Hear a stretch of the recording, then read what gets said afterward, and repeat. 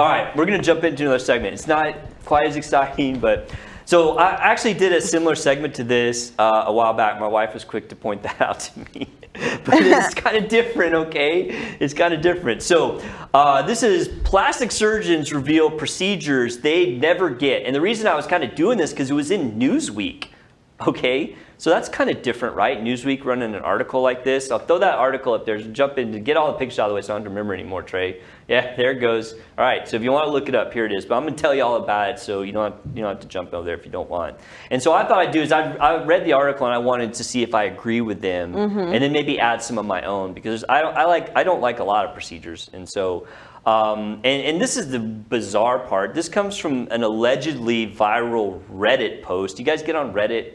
Trey, you might. Do you get on Reddit? So sometimes, yes. They have like Dallas like Reddits and subreddits and stuff like that. Yeah. Do you get on Reddit? So I used to be on Reddit a lot. Do you even know what Reddit is? It's like a message board. I don't like Reddit. Right. I know why. You need to text me. We need to talk about that. I don't like Reddit. I used to be on Reddit a lot when I used to be like somewhat of a known gamer, and that was how I ran my little empire. And I just hate Reddit. I hate it so much. I do go there occasionally because sometimes there's certain information that is easier to find on Reddit versus other things. But I feel like it's just like a little gossip cesspool. Dude, it's so toxic, man. I just hate the toxicity of it. Anyway, so I think it's comedic that a Reddit post, which was asking plastic surgeons to say what procedures they would never get, is the source of a Newsweek article. And allegedly, hundreds of plastic surgeons responded. I'm calling BS. Throwing a flag. There are not hundreds of plastic surgeons on Reddit. Like, I might be the only plastic surgeon on Reddit because that place is a war zone. Anyway, so Newsweek decided they weren't going to trust the Reddit article and they were going to go and pull their own plastic surgeons. I don't know why they didn't call me because that really hurts my feelings. Newsweek, you guys are on notice. Losers. Big time. We're going to start like boycotting you. Just kidding. All right. So Newsweek asked their own plastic surgeons what procedures they would never have. And number one was Sarah Trey. A Brazilian butt lift. Yes, thank you, Sarah. Yeah. Thank you, Sarah. That was number one.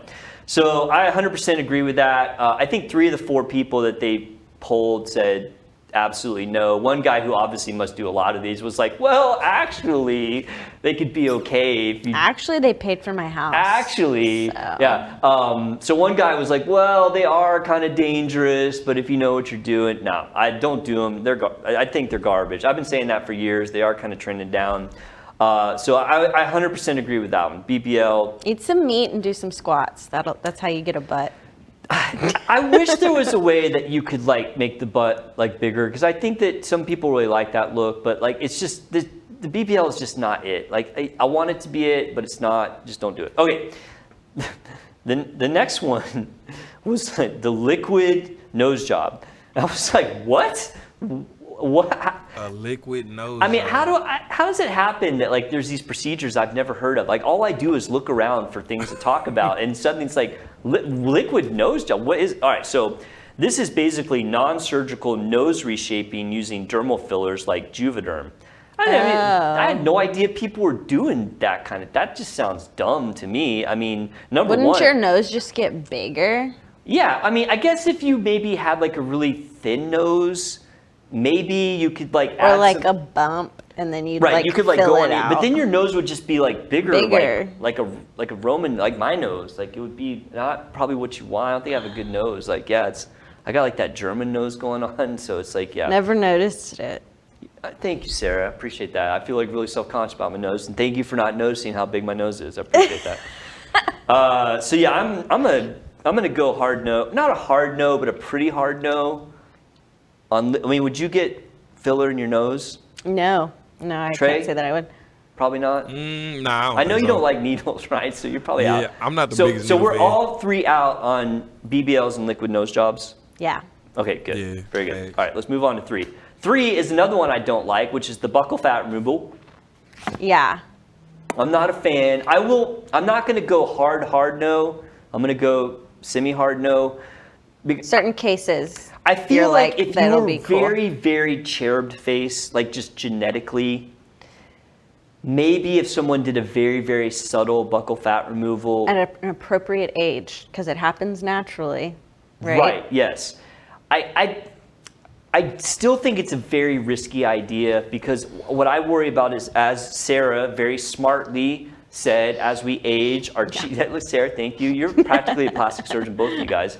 I'm an assistant. That's right. Yeah, you're like assistant to the plastic surgeon. Yes. Sorry, office reference. What was I saying? Oh, right. As we age, like our face starts to hollow. And if you go and get this buccal fat removal at like 20 and then like 15 years roll by, you're going to look like Skeletor's like skinnier brother. Like, What's Adam's family, like the wife? Morticia. You're going to look like the baby, the love child of Skeletor and Morticia. Somebody said the procedure makes people look like Tim Burton characters. Yeah. Exactly. Yes. Thank you. Whoever said that. You're absolutely right. I mean, but the problem is that people get it overdone because nobody wants to get just a little bit of plastic surgery. They got to go all in, right? Or the surgeon wants to go all in because they don't want the patient to come back and say, oh, it's not enough. And so people get overdone. The one that I hated the most was the girl who I absolutely was in love with, Erin Moriarty. Oh, like yeah, in the first 2 seasons of The Boys. show. I was like, oh yeah, she's like so beautiful. And then she got that done. I was like, no, it's like somebody wrecked a Lamborghini. It's just tragic. All right, so buccal fat removal. I'm kind of out on that one. Fox eye surgery. We've talked about that one. We've talked about all these except the liquid nose job, which I think they made that up. Fox eye surgery or threading. I don't like that either. Like messing with your eye, like the canthopexy is just, seems like cultural appropriation or something. I don't know. I just don't like it. I don't like the surgery. I don't like the threading. What is it? You just like put the threading there's and then it threading pushes that can your do eyes it. There's up? surgery that can do it. I mean, it alters the shape of your eye. Like you're messing with your eyelids. I mean, I do blepharoplasties. They're not my favorite, but I do them. I would not recommend that one either because those trends come and go. So you definitely wouldn't want to do surgery to permanently do that. And the threading has its downsides. So they only picked 4. Of all these 4 people, they only picked 4. So I'm going to add to the list. And these are definitely no's. I don't like silicone butt implants either. Those things are terrible. Like they always turn around or go wonky and then your butt looks like lopsided or they fall out. They're just awful. Calf implants. Also, why are you looking at me like that, Sarah? I think those are funny because I automatically think of like men who Getting have like calf implants. they have that problem where they don't have like that muscle there. Yeah, Like it's not developed. Yeah, gastroc. It's like not developed, and so like Right, so no you matter have to how put- much they work out, it does not appear. Gastroc and soleus are the 2. Gastroc's what really gives you that nice shape. So I don't like calf implants. They are prone to problems, kind of like the butt implants are. So belt lipectomy. So belt lipectomy is when you get a tummy tuck, but it goes all the way around, like a 360 tummy tuck. Like into your back. Yeah, for like people who've lost like huge amounts of skin. We actually get a lot of people call for those. And I'm like, look, come talk to me. I'm going to tell you why you don't want to do that. What's the option besides that? So you do a tummy tuck first, let them heal, come back and do the backside. Oh, okay. Yeah, that's the safe way to do it. If you try to do the belt 360, they're just really, really prone to problems. And I'm sure there's some surgeon that's going to come on my channel and they're going to be like, oh, well, you just got to do. No, these things are prone to problems. It's a morbid surgery. Patients hate it. Like Yeah, because it's like, how do you sleep? You have like oh my crap gosh, on your it's back, horrible. stuff on your stomach. Yeah, you can't it's nice relax. to exactly right. So it's nice to knock these surgeries out all at once, but this is one that you definitely want to break up. In my opinion, I think it's too much. Like when you start adding surgeries on surgeries, that's when things start to go right. I threw in giant breast implants. I'm not a big fan of that. And by giant, I'm talking like maybe greater than 500. Now, I will admit there's been a time or two in 15 years where there was a call for it, mostly because the patient had already had some surgery and we were trying to fix something. Right.